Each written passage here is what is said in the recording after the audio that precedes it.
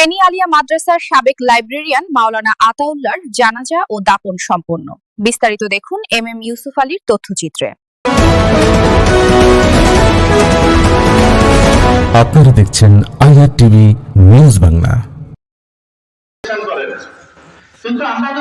ফেনী আলিয়া স্নাতকোত্তর মাদ্রাসার সাবেক লাইব্রেরিয়ান ফেনীর সোনাগাজী উপজেলার চর মজলিসপুর ইউনিয়নের চর গোপালগাঁও গ্রামের মাওলানা আতাউল্লাহ রহমতুল্লাহ আলাইহের জানাজার নামাজ কুটিরহাট জামিয়া ইসলামিয়া দারুল উলুম মাদ্রাসা ময়দানে ১৩ অক্টোবর সকাল 10:30 সময় অনুষ্ঠিত হয়।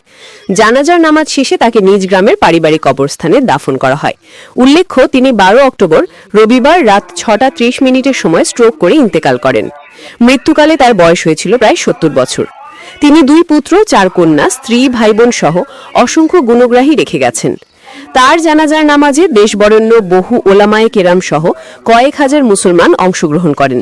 উল্লেখযোগ্য হল নানুপুরের পীর সাহেব, লালপুলের পীর সাহেব, সরস্বতী মাদ্রাসার মোতামিন, ফেনী আলিয়া মাদ্রাসার ভারপ্রাপ্ত প্রিন্সিপাল গাজী ইকবাল হোসেন, বক্তার মুন্সি মাদ্রাসার প্রিন্সিপাল মাওলানা নুরুল আফসার ফারুকি, গোবিন্দপুর মাদ্রাসার প্রিন্সিপাল, ফেনী জেলা জামাত ইসলামীর আমির মুফতি আব্দুল হান্নান, ফেনী জেলা খেলাফত মজলিসের সভাপতি Maulana Jasim Uddin, Maulana Saleh Ahmed, Maulana Mahmudul Hasan, IR TV news বাংলার প্রতিনিধি সাংবাদিক মাওলানা মোহাম্মদ ইউসুফ আলী সহ সামাজিক রাজনৈতিক ব্যক্তিবর্গ।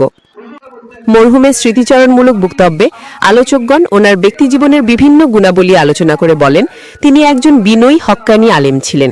সবাই মহান রাব্বাল আলামিনের কাছে তার জীবনের ভুল ত্রুটি ক্ষমা চেয়ে তার জন্য জান্নাতুল ফেরদাউসের আলা মাকাম প্রার্থনা করেন। ওনার জানাজার নামাজে ইমামতি করেন তার পুত্র কুটিরহাট জামিয়া ইসলামিয়া মাদ্রাসার নায়েবে মুহতামিন মাওলানা Zubair Hossain.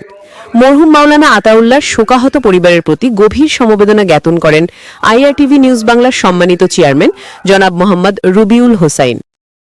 M Yusuf Ali, IR TV news Bangla.